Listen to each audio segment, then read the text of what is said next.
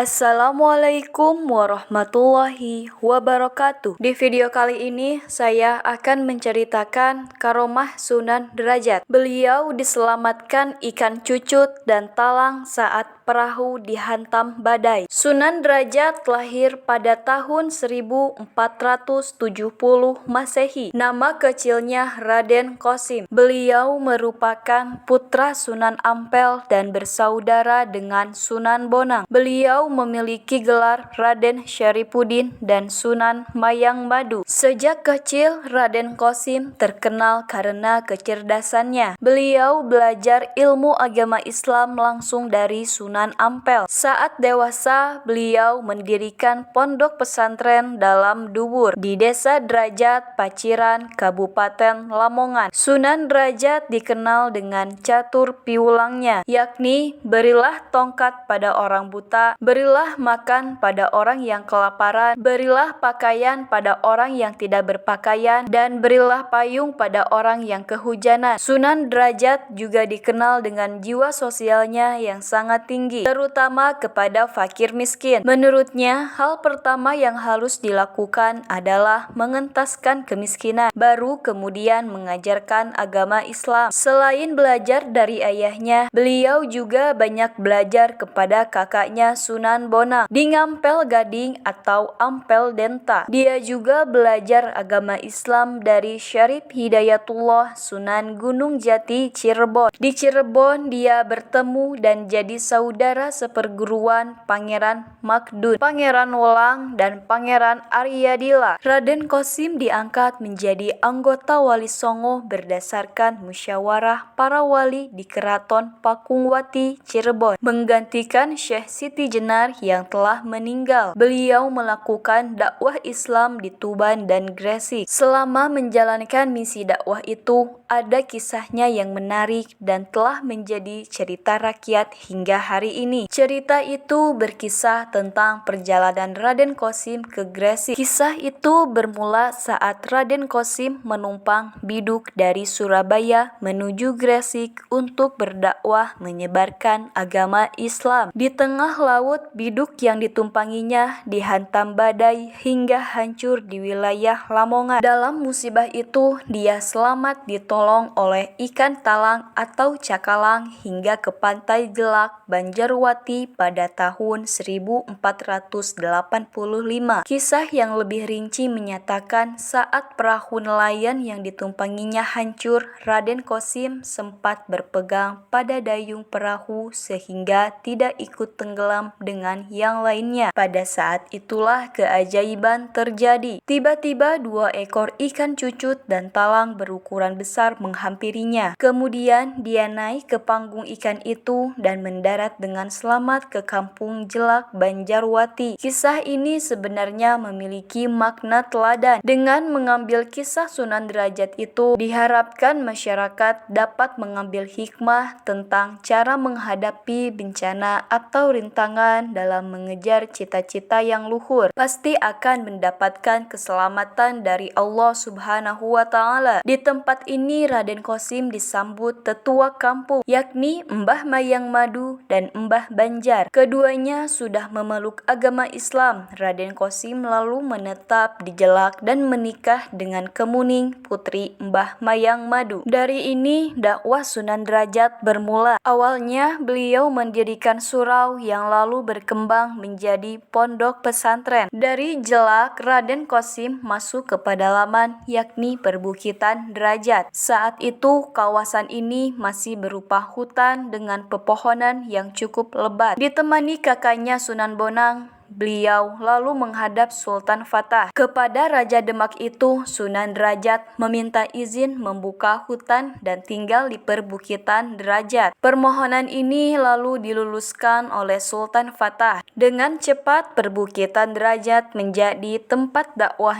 Raden Qasim. Yang dikenal dalam metode dakwah Raden Qasim dari Bukit Derajat ada 3, terdiri dari pendidikan, dakwah, dan sosial. Misi sosial Sunan Derajat Derajat tidak pernah ketinggalan dimanapun dirinya berada. Hal ini membuatnya sangat dicintai fakir miskin. Dalam dakwah, beliau menggunakan media, gending-gending, dan pangkur yang diiringi dengan gamelan. Sedangkan pendidikan dilakukannya di masjid-masjid dan pondok pesantren. Sementara sosial dilakukan dengan jalan membenahi keadaan sosial ekonomi masyarakat Jawa Timur yang mengalami krisis pada abad ke-15 dan ke-16. Itulah kisah karomah dari Sunan Derajat. Semoga bermanfaat bagi kita semua. Wassalamualaikum warahmatullahi wabarakatuh.